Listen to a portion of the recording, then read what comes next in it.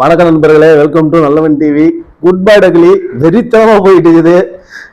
Repeated audience, family audience எல்லாருமே பார்த்தீங்கன்னா படத்தை வந்து கொண்டாடிட்டு இருக்காங்க. குறிப்பாக அஜித் ரசிகர்கள் வந்து படத்தை வந்து கொண்டாடி தீர்த்துட்டாங்க.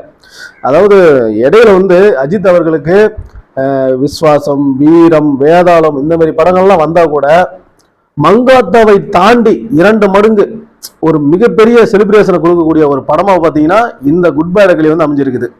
அதாவது நம்ம முன்ன பார்த்துருப்போம், நானும் சின்ன வயசுல பார்த்துருக்கேன். தேட்டரில் இடம் பத்தாம கீழே உட்காந்து பார்ப்பாங்க, சைடில் டோர் கிட்ட உட்காந்து பார்ப்பாங்க, எக்ஸ்ட்ரா சேர்லாம் போட்டு பார்ப்பாங்க. அந்த மாதிரி நிறைய தேட்டர்களில் இந்த குட் பேட் அக்லி படத்துக்கு வந்து ஃபேன்ஸ் வந்து அந்த மாதிரி படத்தை பார்த்தாங்க. அதெல்லாம் பார்க்கறதுக்கு பார்த்தீங்கன்னா ரொம்ப சந்தோஷமா இருந்துச்சு அப்படின்னு சொல்லலாம். மேலும் இந்த படம் வந்து ஒரு மிகப்பெரிய வசூலை பண்ணியிருக்குது. குறிப்பாக பார்த்தீங்கன்னா முதல் 5 நாட்கள்ல தமிழகத்துல மட்டுமே கிட்டத்தட்ட 120 கோடிக்கு பக்கமா வசூல் பண்ணியிருக்குது. உலக அளவுல 5 நாட்கள்ல 212 கோடிக்கு மேல வந்து இந்த படம் வசூல் பண்ணியிருக்குது. இதை பத்தி அதிகாரப்பூர்வமா மைத்ரி மூவி மேக்கர்ஸ் வந்து அவங்க சைடுமே அனௌன்ஸ் பண்ணுவாங்க. தமிழ்நாட்டில் முதல் நாள் மட்டும் 31 கோடி வசூல் பண்ணிருக்கு அப்படின்னு சொல்லிட்டு தயாரிப்பு தரப்பே அனௌன்ஸ் பண்ணாங்க. மேலும் 2வது நாள்ல வந்து வேலை நாள், அதாவது வெள்ளிக்கிழமை அப்படிங்கிறதுனால 14 கோடி வசூல் பண்ணது. அதுக்கப்புறம் சனிக்கிழமை வந்து ஹாலிடே அப்படிங்கிறதுனால பாத்தீங்கன்னா அன்னைக்கு 20 கோடி. அதுக்கப்புறம் ஞாயிற்றுக்கிழமை வந்து 24 கோடிக்கு மேல வசூல் பண்ணியிருக்கு. அது இல்லாம நேற்று, அதாவது தமிழ் புத்தாண்டு அன்னைக்கு பாத்தீங்கன்னா இந்த படம் 18 கோடி வசூல் பண்ணியிருக்கு. அதாவது எந்த ஒரு நடிகரோட படமும் தமிழ்நாட்டில் வந்து சனிக்கிழமை படம் வந்து ரிலீஸ் ஆகி, சில படங்கள் பார்த்தீங்கன்னா வியாழக்கிழமை ரிலீஸ் ஆகும், சில படங்கள் வந்து வெள்ளிக்கிழமை ரிலீஸ் ஆகும். அதாவது அந்த சனிக்கிழமை வரலாற்றிலேயே பார்த்தீங்கன்னா இந்த படம் தான் அதிக வசூலை பண்ணியிருக்குது. இன்னொன்று பார்த்தீங்கன்னா வச்சுக்கோங்களேன், இது வந்து பார்த்தீங்கன்னா வெறும் 5 நாள் வசூல் மட்டும்தான். இந்த படத்தோட வசூல் மேலும் பயங்கரமாக எகுரும் அப்படின்னு சொல்றாங்க. அது மட்டும் இல்லாமல் இந்த படத்தை சைனீஸ் லாங்குவேஜ்லையும் டப் பண்ணி வெளியிடுறதாவும் பேச்சுக்கள் போயிட்டு இருக்குது. அது மட்டும் இல்லாமல் இந்த படம் வந்து ஹிந்தி வெர்ஷனே இன்னும் ரிலீஸ் ஆகலை. இப்போ விஜய் படம்லாம் பார்த்தீங்கன்னா ஹிந்தி வெர்ஷனும் சேர்த்து ரிலீஸ் பண்ணி ஒரு கலெக்ஷன் கொடுப்பாங்க. ஆனால் இந்த படம் வந்து ஹிந்தி வெர்ஷனே ரிலீஸ் ஆகலை. இது வந்து தனியாக வெளியிட போகிறாங்களாம். மேலும் பார்த்தீங்கன்னா ஹிந்தி வெர்ஷன் வெளியிட்டாலும் அதனோட பாக்ஸ் ஆஃபீஸும் பார்த்தீங்கன்னா நல்லா வரும். ஏன்னா தமிழ் படத்துக்கே பார்த்தீங்கன்னா அங்கே வந்து நல்ல ரெஸ்பான்ஸ் கிடைச்சிருக்கு. கிட்டத்தட்ட 3 கோடிக்கு பக்கமாக வந்து தமிழில் வெளியான அந்த வெர்ஷனே வந்து வட மாநிலங்களில் வசூல் பண்ணியிருக்குது. அதே மாதிரி பார்த்தீங்கன்னா இந்த குட் பேட் அக்லி படத்தோட வசூல் பார்த்தீங்கன்னா தயாரிப்பு தரப்புக்கு வந்து மிகப்பெரிய மகிழ்ச்சி கொடுத்துருக்கு. இந்த குட் பேட் அக்லி படத்தோட தயாரிப்பாளர் வந்து ரோகிணி தியேட்டர்ல வந்து ஆதிக் ரவிச்சந்திரன் கூடவே உட்காந்து இந்த படத்தை பார்த்துருக்காரு. ஃபேன்ஸ் கொண்டாடுறதை பார்த்துட்டு இந்த மாதிரி ஒரு செலிப்ரேஷன் நாங்கள் பார்த்ததே இல்லை அப்படின்னு சொல்லிட்டு அவரே வந்து சொல்லியிருக்காரு. மேலும் பார்த்தீங்கன்னா அடுத்தடுத்து அஜித் அவர்களோட கால் ஷீட் எனக்கு கிடைச்சா நான் இன்னும் நிறைய படம் பண்ணணும் அப்படின்னு சொல்லி ஆசைப்படுறேன் அப்படின்னு சொல்லி அவரோட விருப்பத்தையும் தெரிவிச்சிருக்காரு.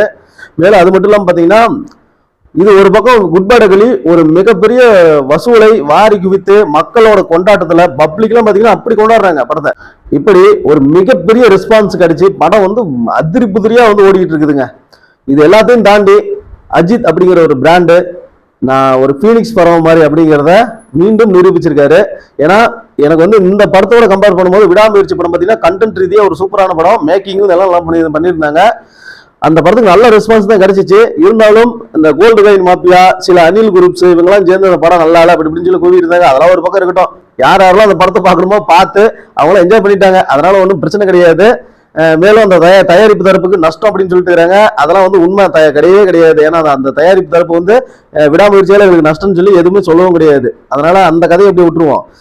இப்ப என்னன்னா விடாமுயற்சி படத்தை வந்து பாத்தீங்கன்னா அதுல வந்து மாஸ் சீன்ஸ் இல்ல, அப்படி இல்லை இப்படி இல்லைன்னு சொல்லி ஏங்கி இருந்த ரசிகர்களுக்கு இந்த குட் பேட் அக்லி பாத்தீங்கன்னா இந்தாடா மாசு போதும் திணற மாசை கொடுத்து ரசிகர்கள்லாம் அவ்வளவு ஹாப்பி. பொதுவாக ஒரு படம் முடிஞ்சா அந்த கிளைமேக்ஸ் சீன் பார்த்த உடனே எல்லாம் வெளியே போயிடுவாங்க. ஆனால் இதில் இந்த படத்துக்கு மட்டும்தான் படம் முடிஞ்சும் கூட கிளைமேக்ஸ் சீன்லாம் முடிஞ்சோம். அதுக்கப்புறம் பார்த்தீங்கன்னா 10 நிமிஷம் தேட்டரில் தான் ரசிகர்கள் இருந்தாங்க. அதுக்கப்புறம் அந்த படம் எடுக்கும்போது நடந்த சுவாரஸ்ய சம்பவங்கள்லாம் வீடியோவாக போடுவாங்கல்ல, அதெல்லாம் போட்டுட்டு இருந்தாங்க. ஃபேன்ஸ் அதை ரசித்து கொண்டாடிட்டு அது முடிஞ்சதுக்கப்புறம் தான் கிளம்புனாங்க. அந்த அளவுக்கு ஒரு மிகப்பெரிய படமாக வந்து ஒரு சூப்பர் ஹிட் படமாக, பிளாக் பஸ்டர் படமாக, இண்டஸ்ட்ரி ஹிட் படமாக இந்த குட் பேட் அக்லி படம் வந்து அமைஞ்சிருக்குது. இதெல்லாம் ஒரு பக்கம் இருந்தாலும் சில குரூப், அதாவது இந்த கோல்டு காயின் குரூப்பு, அதே மாதிரி இந்த வடை சுடும் குரூப்னு ஒன்று இருக்கும். வடை கும்பல் யாருன்னு உங்களுக்கு தெரியும்.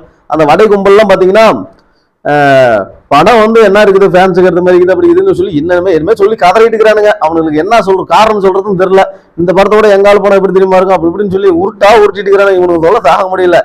இப்படிதான் வந்து கேரளாவில் போயிட்டு ஏதோ ஒரு தேட்டர்ல அங்க போயிட்டு தளபதினு கத்திருக்காருங்க, டிவிக்கே கொடி வச்சுக்கிட்டு, அதுவும் கேரளாவில். அங்க இருக்கிற அஜித் ரசிகர்கள்லாம் சேர்ந்து கும்முன்னு அடி போட்டு பொழந்து வந்தியா படம் பார்த்துட்டே பொத்திட்டு போயிட்டே இருக்கணும். இங்க வந்து இந்த சவுண்ட் பயிரெல்லாம் விட்டுக்கூடாதுன்னு சொல்லி செவிலு மேலே 4 அப்பி துரத்தி விட்டானுங்க.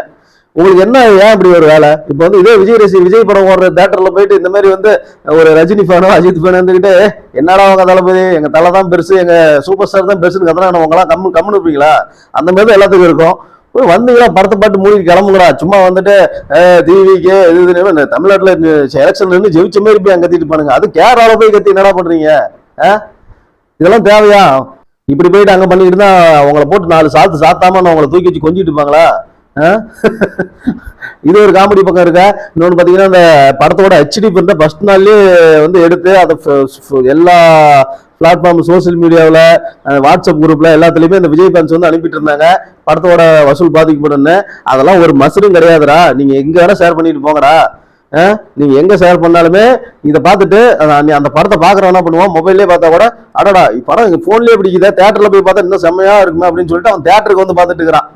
நீங்க என்ன ஷேர் பண்ணாலும் சரி, என்ன நெகட்டிவ் கொடுத்தாலும் சரி, அதெல்லாம் எங்களோட மசருக்கு கூட சமம் கிடையாது. உங்களால முடிஞ்சதை என்ன வேணுமோ கிழிச்சிக்காங்க. நாங்க என்ன பண்ணுமோ அந்த சம்பவத்தை பண்ணிட்டே போயிட்டே இருப்போம்.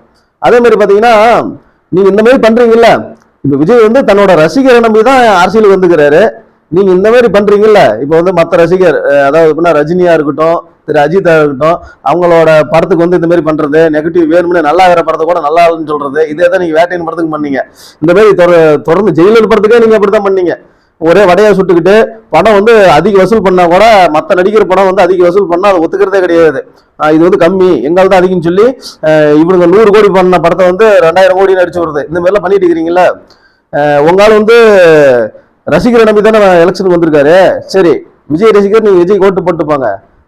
இப்ப நீங்க எப்படி வந்து உங்க தளபதிக்கு விசுவாசமா இருக்கிறீங்களோ அந்த மாதிரிதான் வந்து எங்க இயக்கவுக்கும் அதே மாதிரி எங்க சூப்பர் ஸ்டாருக்கும் வந்து அவங்க ரசிகர்கள் வந்து விசுவாசமா இருப்பாங்க.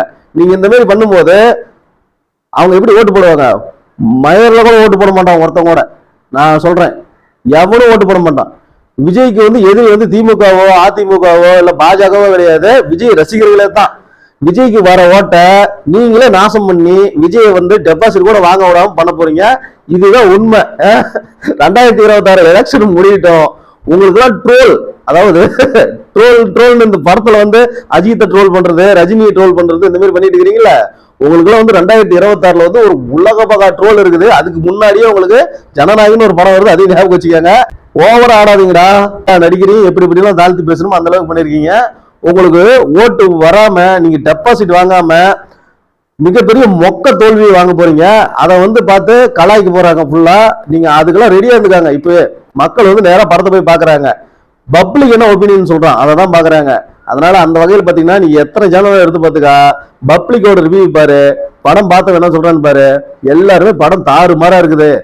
இத்தனைக்கும் நிறைய, நான் வந்து எல்லா விஜய் ஃபேன்ஸையும் சொல்லல, நிறைய விஜய் ஃபேன்ஸ் பாத்தீங்கன்னா நான் விஜய் ஃபேன்ஸ் தாங்க, ஆனா இன்னும் படம் வந்து நல்லாவே இருக்குதுங்க, சூப்பரா இருக்குதுங்க அப்படின்னு சொல்லி அந்த அளவுக்குலாம் ரிவ்யூ கொடுத்துட்டு இருக்காங்க.